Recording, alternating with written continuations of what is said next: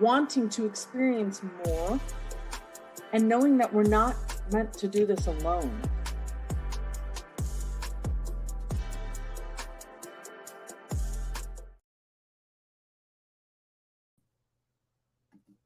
Hello, everyone. Welcome to Chronicles of the High-Powered Female CEO, where today I have with me Emma. Welcome, Emma. Thank you so much. Glad so much to be here. So glad to be here. We're so glad to have you. Emma, tell us how people typically know you. Sure. A lot of folks know me from my brand Abundance by Soul Design. I am a psychic who is also a spiritual advisor to transformational leaders and business owners. So what that means, boots on the ground, is that I help folks who've already figured out strategy and mindset in their business or in their brand and help them work with energetics, work with their own intuition, work with their own soul design to accelerate their growth. That's awesome. Gosh, I love that. There's a lot in alignment in my work with that as well. So excited to dive into this conversation, Emma. So let's get to it. Tell us a little bit about your story. Sure. Yeah. So I, back in the day, I was a Quaker minister. I was also a trauma chaplain, home hospice chaplain. I've got master's degrees in divinity and in metaphysics. I'm a PhD candidate in conscious business ethics with over 20 years experience as an entrepreneur, over 20 years experience helping people do that path of discernment and decision making in their lives and in their businesses. So that's the background. And the common theme is really always helping people tune into the truth of who they are and the work they're meant to do here in the world. That's so awesome. And so you mentioned before we got on here an interesting thing that happened in your journey to success. Do you want to go right there? Sure. Yeah. So back in the day, I was like most spiritual entrepreneurs, not making a lot of money, kind of scrambling to get things to work in my business.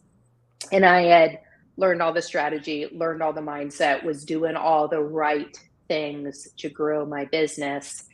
And I had this moment one morning. I woke up and I realized that I wasn't allowing the truth of who I was to come through to help me grow my business. I wasn't doing my business in the way that was most natural to me. I was doing it the way my mentors were doing it. I was doing it the way my peers were doing it. And so I flipped the switch. I started marketing and selling and delivering my programs in a way that was unique to me. And years ago, that looked like going from $500 months to $20,000 months in just 30 days to a multi-six-figure business, to a seven-figure business and beyond. So that process of always paying attention to the truth of who I am has been a theme. And what was most interesting about that overnight success, which was not overnight, right? We're always building up to having these great stories that we can tell, is that at the time I was engaged to this man who looked me in the eye when I told him that I just made $20,000 in 30 days and said, Emma, you are crazy to think that you can be financially successful as a psychic. You know, who do you think you are to be making money as, you know, a spiritual person? Real spiritual people don't make a lot of money. And so I realized in that moment that he and I were on different paths, right? This notion that you cannot be spiritual and be abundant is not a narrative that's working for us anymore. It's not a narrative that's going to help consciousness on our planet evolve and move forward. And especially as we've got so many people today who have been really kind of 3D oriented, really caught up in being human, they're starting to wake up, they're starting to evolve.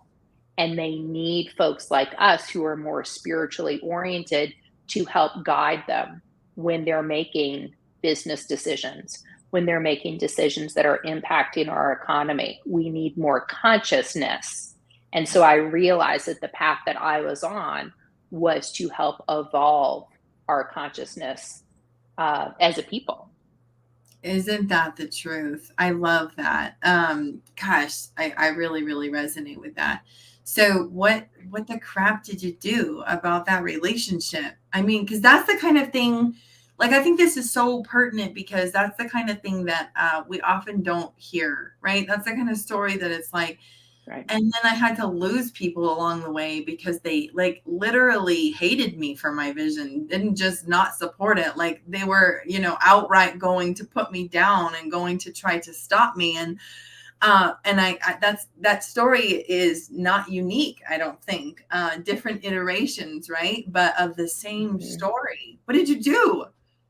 Well, obviously, I dumped him and moved on. Right now, I'm married to an amazing man who loves the vision, totally supportive.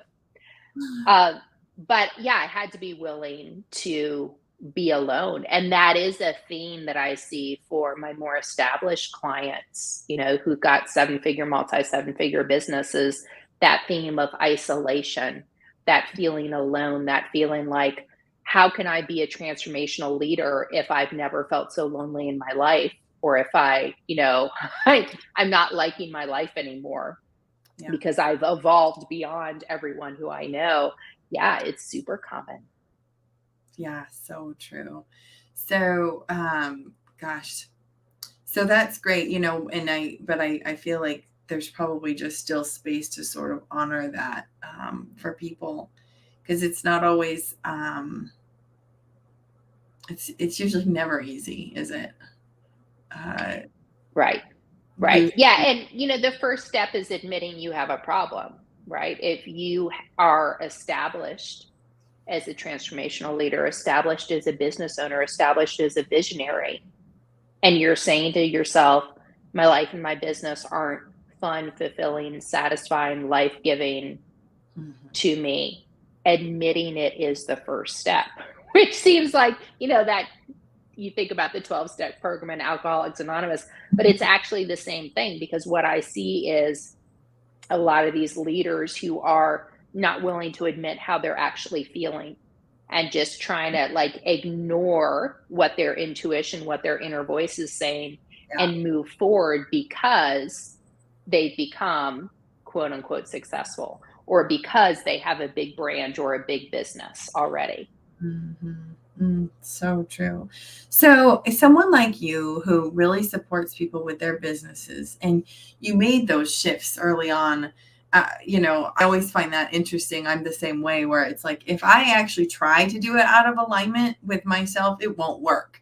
Call that a blessing or a curse, right? Because I see people who do things that, it's like you can tell that their soul is aching, but it works, right? It still creates these tangible results that they're working to create. And then people like you and me, it's like, well, no, I can't bring in the income until I get completely in aligned, and then that's when it all starts working.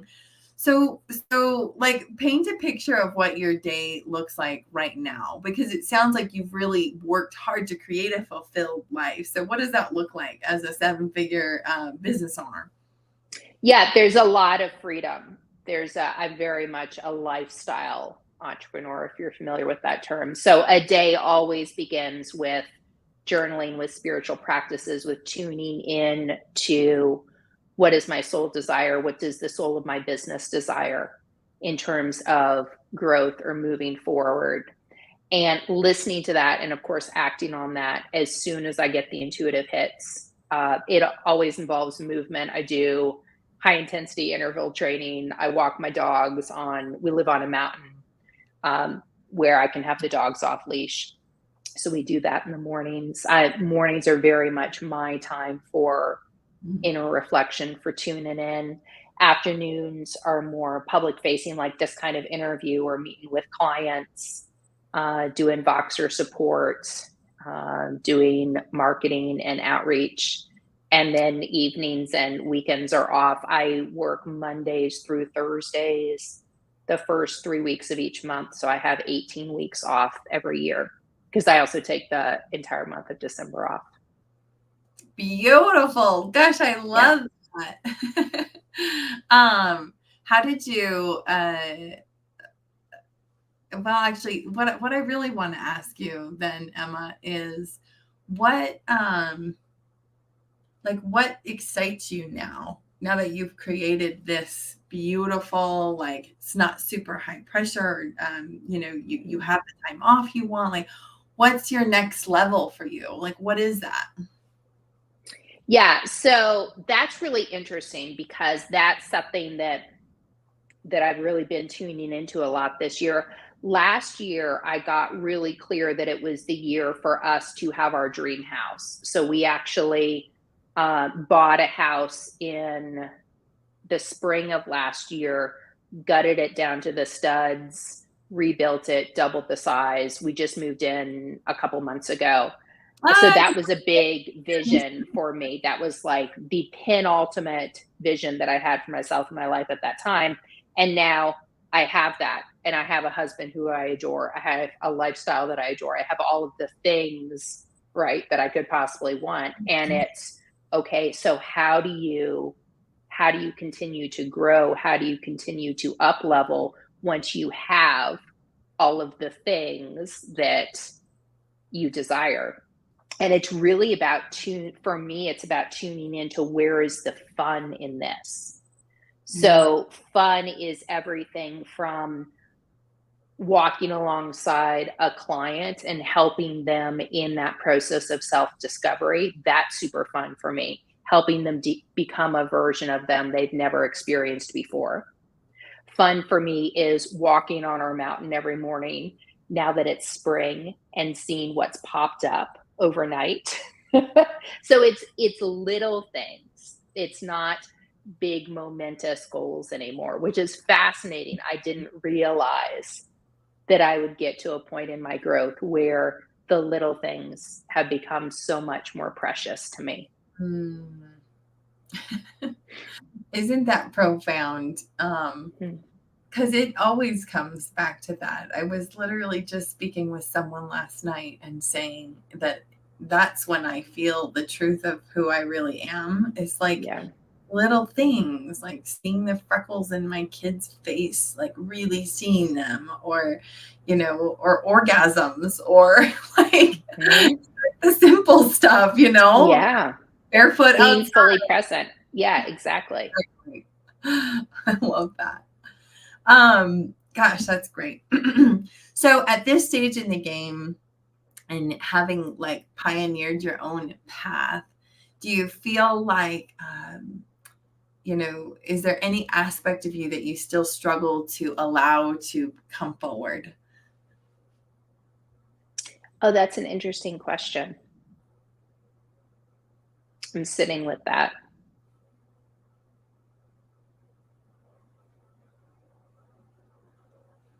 I don't know. I mean, I'm not trying to be coy. I don't know. I'm pretty unapologetic at this point.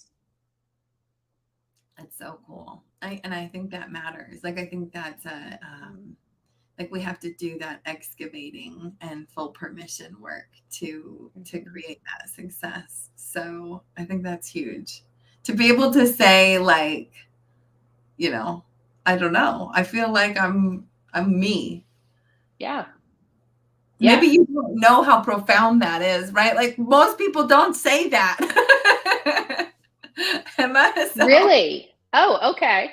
Okay. I mean, not on my interviews. That's the first time I've asked it here. I just kind of asked intuitively, but in talking with women and in talking with clients and stuff, it's like, I don't think that most women say that, right? Mm-hmm. So I think that's beautiful. Thank you. Thank you. Any last pieces of wisdom that you would share with us today? And then I have one more question for you. Yeah, I'm just listening in for what your audience might be needing at this moment. Yeah, that theme of being unapologetic is coming through. That it's much easier to grow if you're not compromising the truth of who you are, even if it doesn't make logical sense, even if you don't see that mirrored in your peers, your colleagues, or your mentors. The truth of who you are is always going to orient you towards abundance, is always going to orient you towards the universe conspiring to support you. It's beautiful. So last question, and I do ask this of every person Okay. that featured, is what is a moment in your life where you felt most fulfilled?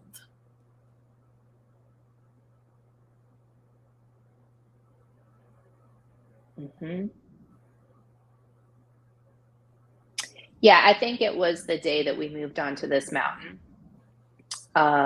When I moved in with my now husband and our 2 dogs into this house that we built, literally from the ground up, in the middle of a pandemic with, I don't know if anyone listening to this has tried building in the middle of this pandemic with building supplies that are delayed for weeks and months, and crazy increases on lumber prices and all that, and just manifesting that literally out of thin air, having no idea where the money was going to come from or how we were going to make it happen in a relatively short amount of time. That was pretty fulfilling. That's so cool. I love that. My in-laws actually were doing something similar with a home that has been in the family for generations. And yeah, to say that it was like beyond frustrating, like it doesn't even scratch the surface. Right. So yippee, that's so great. Emma, thank you so much for joining us. And I think that these conversations matter so much for other business women to hear these things and see what's possible and know that we're not alone in some of those challenges that do arise in our tribe, in our relationships, and to see someone who was able to persevere forward in that and still create what you had intended to create, but also the fulfillment in your life. Just really, really valuable. Thanks for being here. Thank you for having me. Great, guys. Don't miss an interview. Go to my website, www.melisakeenan.com, and subscribe to our Chronicles series, and so that you don't miss a single one. Bye, guys.